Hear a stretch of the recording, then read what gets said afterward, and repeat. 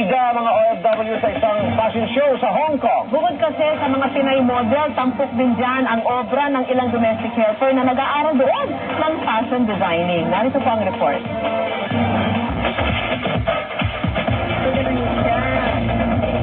Mayroon muna ang ilang kabayan nating OFW sa Hong Kong para pumorma at rumampa sa isang fashion show. May bihis pang casual, may evening gown, at may pantulog din. Pero hindi designer brand sa mga kasuotan, kundi mga obrang likha ng mga kapwa nilang OFW. Ang mga kabarye, 14 na domestic helper sa Hong Kong na nag-aaral ng pananahitong day off nila sa linggo. Bahagi ito ng programa ng Galing Manggagawa Pinoy Abroad o GMPA. Dahil naghihintong tulungan ng mga OFW na humanap ng alternatibong kabuhayan, sakaling magdesisyon silang bumalik ng Pinas.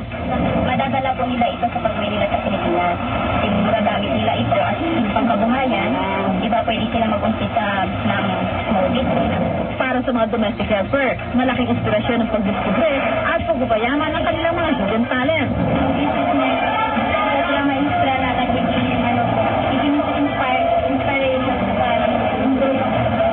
Kaya naman proud na ibinandera ng mga budding fashion designer ang kanilang mga creation sa ginanap na fashion show. Pagbahagi raw ito ng kanilang bagong kakayanan at galing na tiyak nilang mapapakinabangan sa kanilang kinabukasan. Para sa success, ako si Enriquez nagulat.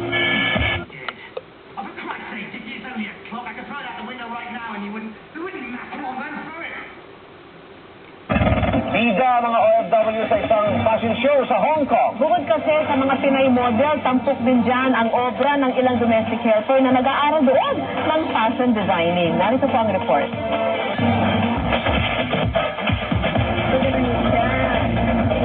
Mayroon muna ang ilang kabayan nating OFW sa Hong Kong para pumorma at rumampa sa isang fashion show.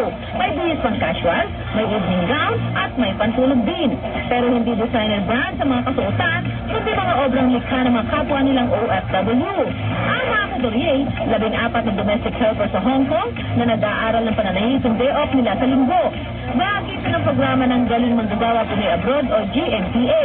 Dahil naghihintong tulungan ng mga OFW na humanap ng alternatibong kabuhayan, sakaling magdesisyon silang bumalik ng Pinas. Madadala po nila ito sa pag-uwi nila sa Pilipinas. Magagamit nila ito as pangkabuhayan. Iba pwede sila mag-umpisa ng small business. Para sa mga domestic helper, malaking inspirasyon ng pagdiskubre at pagpapayaman ng kanilang mga hidden talent. Kaya ma-inspire natin inspiration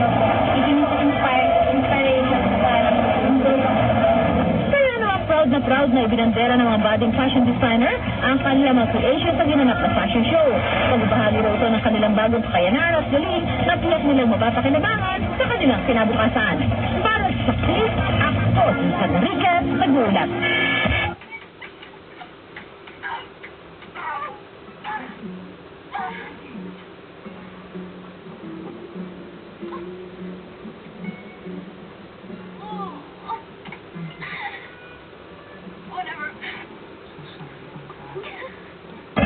Bida mga OFW sa isang fashion show sa Hong Kong. Bukod kasi sa mga Pinay model, tampok din dyan ang obra ng ilang domestic helper na nag-aaral doon ng fashion designing. Narito po ang report.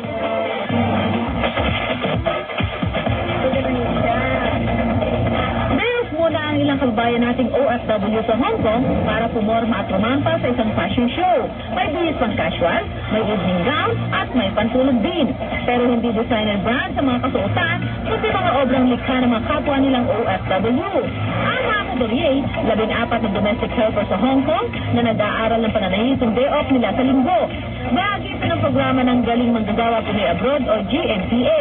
Dahil naghihintong tulungan ng mga OFW na humanap ng alternatibong kabuhayan, sakaling magdesisyon silang bumalik ng Pinas. Madadala po nila ito sa pag-uwi nila sa Pilipinas. Magagamit nila ito as pangkabuhayan. Iba pwede sila mag-umpisa ng small business.